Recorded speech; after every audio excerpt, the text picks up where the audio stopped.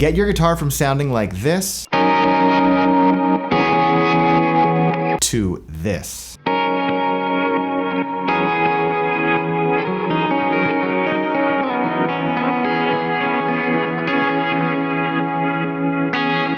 Getting that wide stereo guitar sound doesn't need to be as complicated as you may think. When you hear of a stereo guitar rig, you might think of just two super loud tube amps and a complicated setup, kind of. And in this video, I'm just gonna debunk all of that. I'll tell you how to run stereo both loudly and quietly, how to utilize your pedal board for the ultimate setup, show you how to get a huge and wide guitar sound by only using one real amp and even no real amps. This means okay, Matt, not zero. And then other tips, tricks, hacks, and secrets to help you get a wider guitar sound. My name is Matt Kelly. Subscribe if you find this video helpful or entertaining in any way. Let's now get into the video. So here's the first example of a stereo guitar sound. I'm gonna call this one dry-ish and wet. I'll explain why in a second. I'll first play something for you and then we'll describe the setup.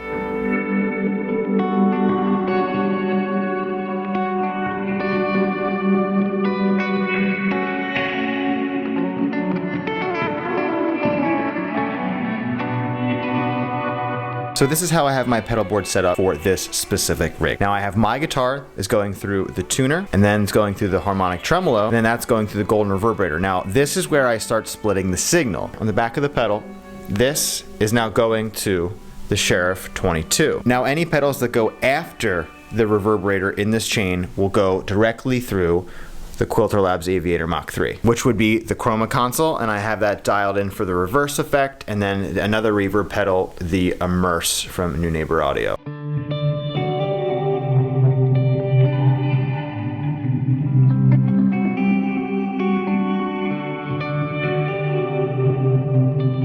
Now the reason I call this one dry-ish wet is because even my dry tone, it still has a slight amount of reverb and a tiny bit of harmonic tremolo. Now I'll explain how I'm actually recording this a little later, so stick around for that. Now this is by far my favorite stereo setup, primarily because you can still hear my guitar tone and what I'm playing crystal clear, but you're also still getting all of those wet and modulated effects that really enhance what I'm playing. Now, when you heard in the beginning of the video of me playing that mono track with all of that combined, it really muddied up my tone, it muddied up the sound, and it's a lot harder to hear what I'm playing. So now with this setup, I have the crystal clear guitar sound panned left, but you're also still getting that really cool modulation and wet effects panned right, so it's sort of doing everything all together, but not in one track. It just provides a lot more clarity to what I'm playing. So let's now get into another way we can record stereo. We're gonna do wet and wet.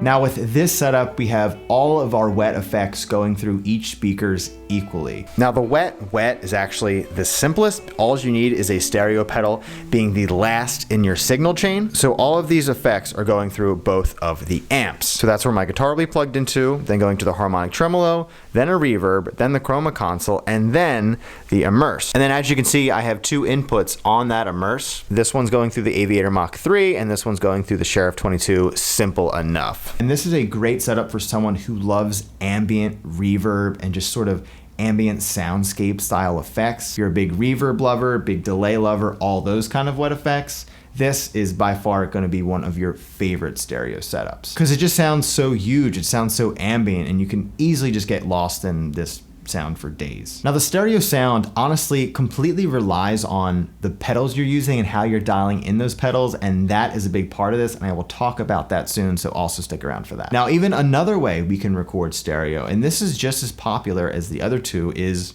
dry.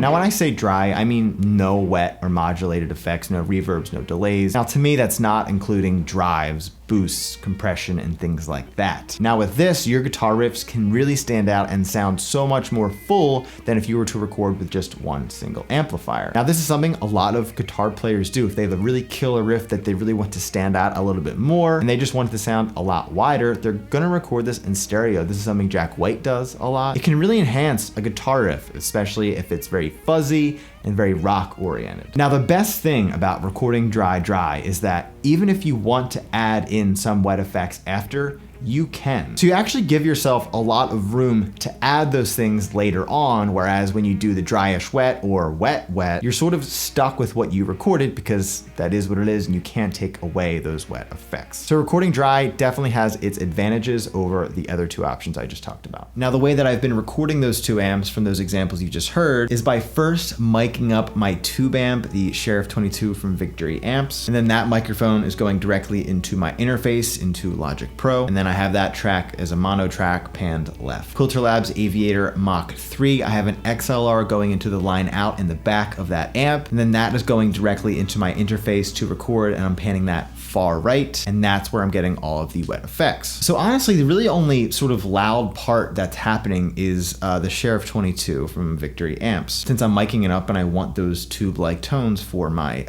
dry signal. And then the Aviator Mach 3 is an option where I can basically just turn off the speaker and then I can control the volume through my monitors in my DAW. Now, if I really wanted to, or I just wanted to be quiet, I didn't have to use my tube amp at all. Now, granted, I really only have two legit physical amps in my studio, but thanks to plugins and other line outs on amps and sort of pedal amps that I own, we can record this completely silently and just use headphones or our monitors. So let's break down all of our possible options, both loud and quiet. So for the first option, that can be something like the Quilter Labs Direct Amp. So basically what this is an amp, but you can't plug this into a speaker cabinet. You can plug it directly into, let's say like you're playing a live gig, you can plug it into the in-house speakers, or in this example, you can plug it into the interface. We could use this, have our pedal board going through this normally like an amp, and then we can just simply run our pedal board directly into our interface and use an amp sim. So what you could do is just plug in one XLR cable into this, into your interface, pan that left or right, and then we can have another guitar cable coming from one of our stereo pedals into our interface, into another input, find the amp sim of your choosing, adjust all the levels on this and through your interface or your DAW, and there you go, you have a silent stereo rig. You could use headphones. You can listen to it within your monitors and just turn it down really low. This is honestly a really great option for those in an apartment building that just cannot be loud at all, but you still want that stereo sound. Now, another option is just getting rid of this, something like this altogether and just using amp sims. And with that, all I mean is your pedal board and how we've been running this with the two amps, just do the same exact thing. You just plug them into two inputs on your interface. You pan one side left, pan one side right, choose whatever amp sims you want, and it's the same thing. Now again, those are digital, so your pedals might react a little differently than with real amps, but it's just another great option for you. And then of course we have just the classic miking up two guitar amplifiers. It's super fun when you hear two amps in the room, just sort of providing this huge ambience. It's a lot of fun. It's definitely my favorite way to do it. I'm not gonna say it's the best way because it depends on your situation, but those are just some options for you if you want to be quiet or loud or kind of a nice medium in between. Now, stereo isn't all just fun and games, unfortunately. There can be some things to be aware of and also some disadvantages, especially in recording situations. When it comes to recording a song with a full band or one with just tons of different instruments, recording stereo might not be the best option. And I only say that because you really want to save room sonically for those other instruments to shine through and to also have the mix balanced a little bit better. I'd even argue that having a single mic'd up guitar amplifier can get the job done way more than a stereo guitar setup recorded thing, whatever, if you have drums, synths, bass, acoustic guitar, more rhythm guitars, vocals, and all of these other sonic textures that you're having in the recording. Wider may sound better by itself, but that does not mean it's needed in every recording situation. Most of the time, honestly, when I do record using stereo, is for maybe like a main riff or a solo maybe, or if there's just a lot of less instruments going on in the mix and I have more room to fill within that mix. Now, you don't have to take my word for it. You can always still do whatever you think is fun and will sound great for whatever you are trying to record and do, but it's just something to consider. If you want that wide sound,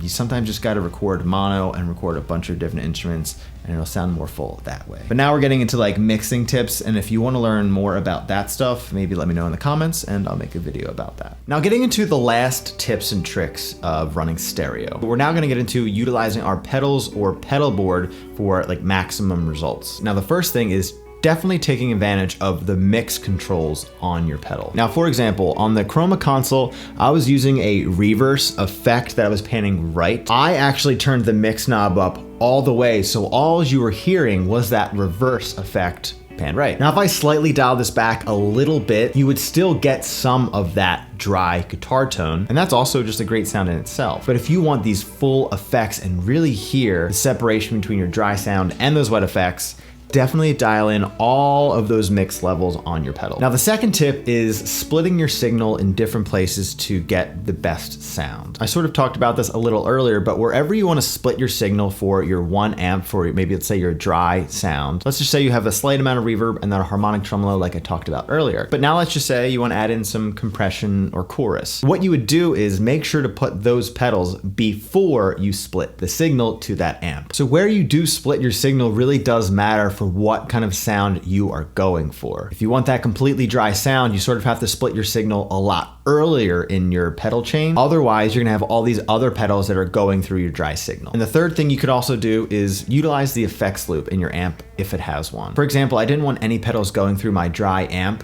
but I still wanted a little bit amount of reverb. So what I did was just put the one reverb pedal through the effects loop, and then I had no other pedals running through it, and then the rest of the pedal board was just going through the other amp. So you have that option as well. Now these are definitely one of the most popular ways to run stereo. There are definitely tons of other methods and really cool ways you can experiment with this, but these are definitely the most popular and the easiest that most people can do in their home studio or wherever. So let me know in the comments what rig you are running with, and if you utilize the stereo guitar method, whether you do it for recording, playing live, or just for bedroom fun. I hope you found this video helpful. I have tons of other gear demos and things like that on my channel if you want to check them out. And if you enjoy this kind of video and want to see more sort of recording tips and things like that, also let me know in the comments. Thanks as always for watching. Thank you for your continued support, and I will see you in the next video.